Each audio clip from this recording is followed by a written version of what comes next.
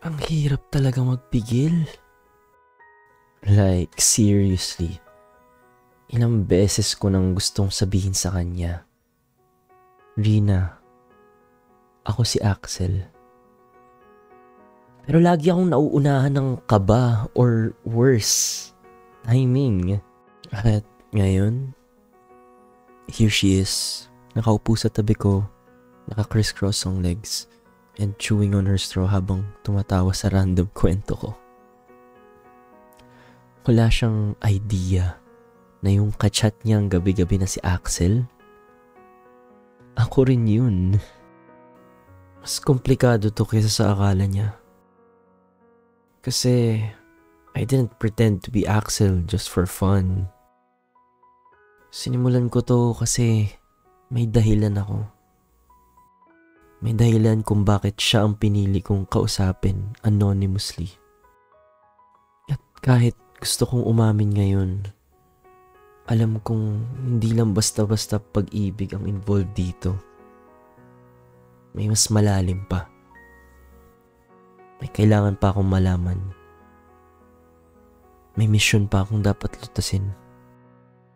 Pero, paano kung habang hinahanap ko yung purpose na yun, unti-unti na pala akong nahuhulog. At ngayon, nararamdaman ko na hindi lang siya bastang subject. She's becoming my everything. Tapos, eto pa.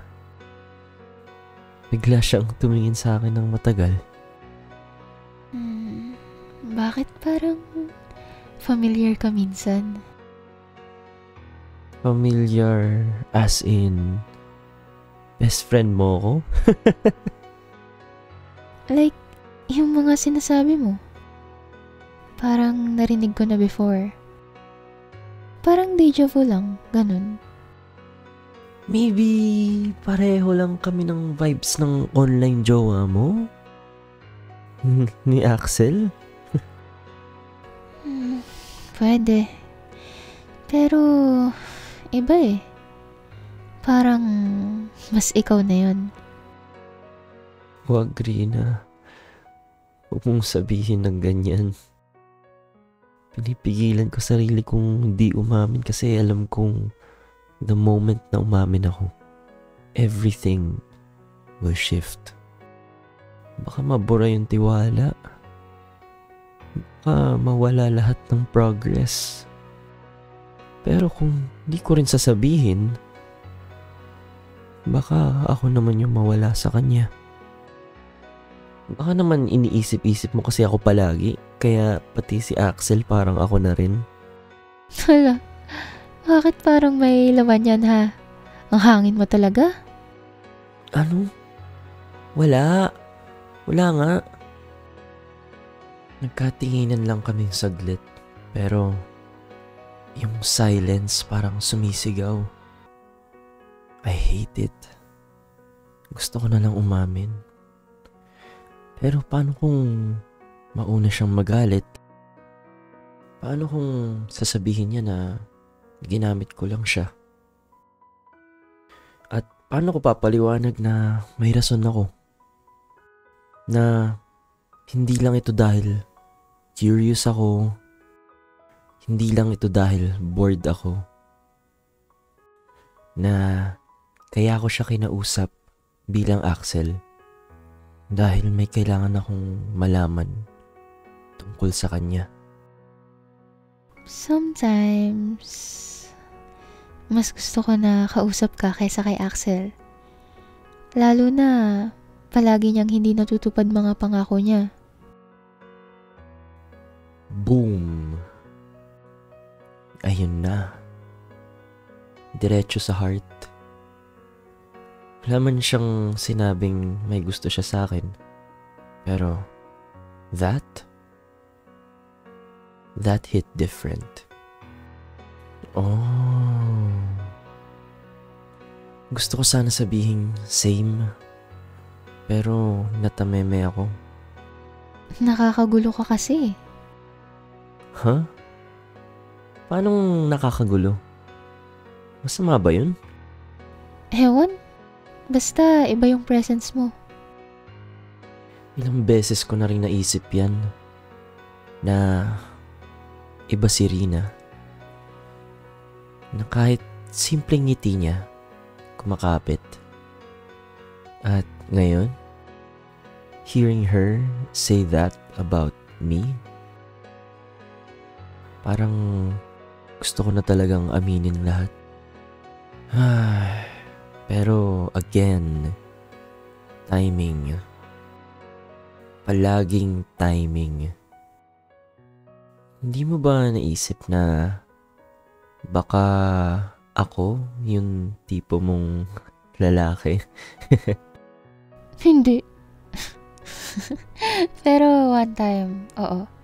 One time lang yun ha, baka naman yumabang ka. That minsan, oo? Instant heartbeat overdrive. Grabe ka na, Rina. Tangina. Rina. Don't say things like that kung di mo alam anong effect sa akin. Pero, 'di ba? Gusto mo pa siya? Sino? Si Axel. Hindi lang gusto. Mahal ko. Pero, ewan. Hindi ko rin alam. Like, gusto ko pa naman siya pero bakit parang ikaw na yung hinahanap ko lately? Tama na. Gusto ko na talagang sabihin. Pero, yung dahilan kung bakit ko siya kinausap sa una, hindi ko pa rin alam kung paano ko aaminin yun. Baka kasi pag nalaman niya, hindi na siya yung magtatanong kung ako si Axel. Siya na mismo ang aalis. Rina? If ako si Axel, anong gagawin mo? Shit. Hypothetical ba yan or gusto mo ng pretest? Siyempre, hypothetically. Hindi ko alam. Pero for sure magagalit ako. Feeling ko hindi kita mapapatawad if ever. I don't know, but there's some point na baka ma-relief ako. Why? Kasi that means ikaw pala talaga yung gusto ko this whole time.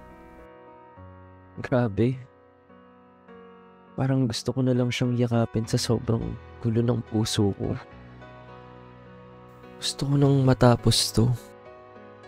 Pero hindi pa tapos. May kulang pa. Hoy, bakit ka tahimik? As if naman ikaw talaga si Axel, right? Iniisip ko kung dapat bang sabihin to or hindi. What do you mean? Nagbibiruan lang tayo dito, diba? Napakaseryoso naman ng mood natin. Yeah, of course. Kinabahan naman ako sa'yo. Hindi ko pa kaya. Hindi ngayon. But I'm getting closer. Masyado lang talagang mabigat. Oh, nag-text si Axel. Of course.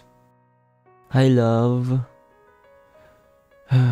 I hope you're doing fine. Ay, weird lang talaga. Siya tong hindi ako sinapot pero he keeps on saying na sana maging okay pa kami. Kainis. Yeah. Miro, don't tell me ikaw talaga. There it was. The question. Straight from her. Wala nang liko, wala nang segue. Tumigil yung mundo ko saglit. Natahimik kaming dalawa. Nakakabingi yung katahimikan. All I know is, I need to end this, to be able to start our love story. I think this is the time.